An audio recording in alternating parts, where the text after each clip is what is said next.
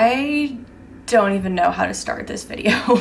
Honestly, this is not what I had originally intended this video to be. I started vlogging yesterday, and I'm still going to include those clips in today's video, but I feel like given certain events that have happened in my life over the past week, I need to just do a recap. I'm going through a lot right now, and I'm not talking about this in this video because I'm seeking pity or I want people to feel bad for me, but I guess I just really value transparency with all of you. I'm a little bit lost for words right now, but just bear with me. Yeah, things aren't always how they appear, and I think it's important, especially as a content creator, to share the sides of your life and like to share the things also that aren't so great, because we're all just human and we all deserve grace and love and support. So almost a week ago to today, Eric and I had to travel to the East Coast for a funeral for someone on his side of the family, and obviously that was just really hard in and of itself. Like, a funeral is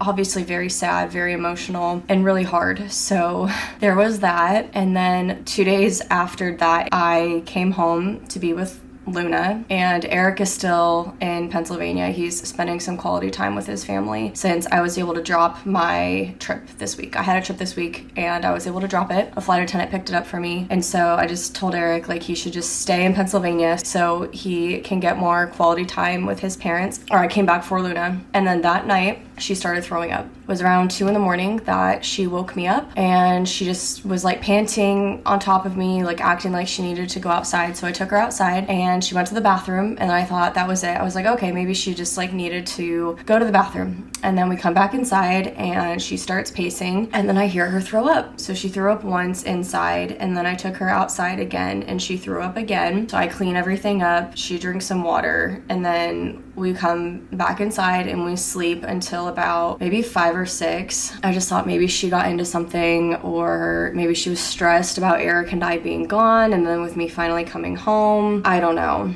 But she was staying with some friends while we were gone who have watched her before, and they had told me that she didn't get into anything. She didn't get sick at all when she was with them. Like, everything was totally fine. Like, she ate her food. Like, everything was just totally fine with her. The next morning, I take Luna out to go to the bathroom. And this is probably TMI, but this is life. She went to the bathroom and it was bloody. A few hours later, she was acting like she needed to go out again. So I took her out, and then the same thing happened. So in my mind, I was like, okay, 2 times throwing up, 2 times having this bloody issue, that's it. I'm not taking any chances. I'm taking her in. Her normal vet was in surgery all day long, so I couldn't take her there. So I took her to the emergency vet, and they tested her blood work. That all came back normal, thank goodness. And they gave her an IV of fluid, and they also gave her a shot of, I don't even know what it is, but it's like a nausea medication to prevent her from throwing up. And then they gave her some x-rays, and then the vet comes into the room while I'm sitting there with her and tells me that there's something stuck in her stomach, and I just lost my shit. Like, I have never had a panic attack before, but I did. I just like completely broke down. I felt like I couldn't breathe. It just felt like the combination of everything over the past week of my life just collapsing in on me at once. And so I start freaking out, and then the vet, I need to send these vets like a thank you card, because they were so kind and patient and loving and just honestly a godsend. Like, they are just angels on earth. And they not only are taking care of animals, but they helped calm me down. And they told me that they didn't think it was a foreign object, because if it was, say like a golf ball or something, that she would have kept throwing up, and that it would have been a lot worse than it was. They decided to send the x-ray off to a radiologist specialist, and then they asked me if she had gotten into anything like a biscuit. They said it looked like a biscuit. It was like a circular thing, and I just told them no, she has wet food. Like, there's no way that she ate something hard, or that, like, we don't have biscuits in our house. Like, that's not what I gave her. And then it dawned on me. there's these sweet potato treats that we give her. They're dried sweet potato treats. And I swear I think that must be it, because I gave one to her 2 nights ago, like the night that she got sick. And I'm wondering if she just swallowed it whole and if she just didn't actually chew it, because she will do that. She will just not want to chew her food or treats. She'll just try to eat things whole. And so yeah, those treats are going straight in the trash. She will never get one of those again, because that is the only thing that I could think of that would have gotten stuck inside of her and like not completely passed through. Anyway, so after all of that, Luna was completely freaked out at the vet's office.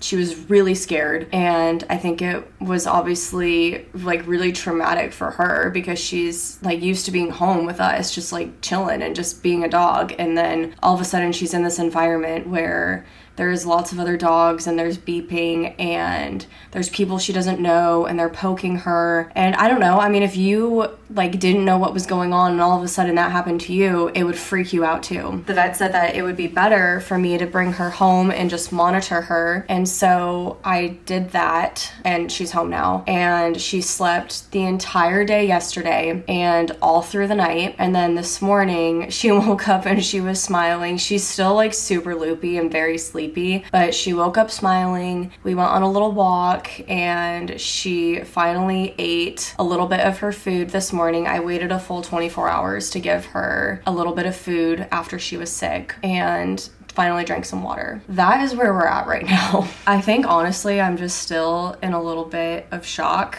I was definitely in shock yesterday, but today I feel like I'm finally coming down from the adrenaline highs of just everything that has transpired over the last 5 days of my life. And I actually called my manager last night and I spoke to her about everything that happened, and she gave me the phone number for the employee assistance program, which is free counseling that my airline offers, which I am definitely going to take advantage of. I am 100% a supporter of counseling and therapy, and I am going to take advantage of that this week and give them a call and see how they can help me.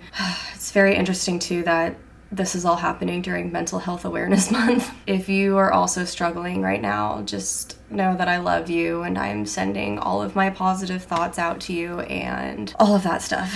I also want to say that vlogging is very therapeutic for me. There is just something about the human connection that we all have through my channel that is just so amazing. And there's also just something about knowing that I have thousands of people across the country and across the world who love me and support me and are sending their best wishes to me, Eric, and Luna. When, I created this channel, I never expected it to be what it is, but I think it's pretty incredible that you guys get to be with me through all of the ups and the downs in life. And right now, this just it's been a lot. Like, this is just kind of like a really wild week of my life. So while we're at it, I might as well give you guys another update.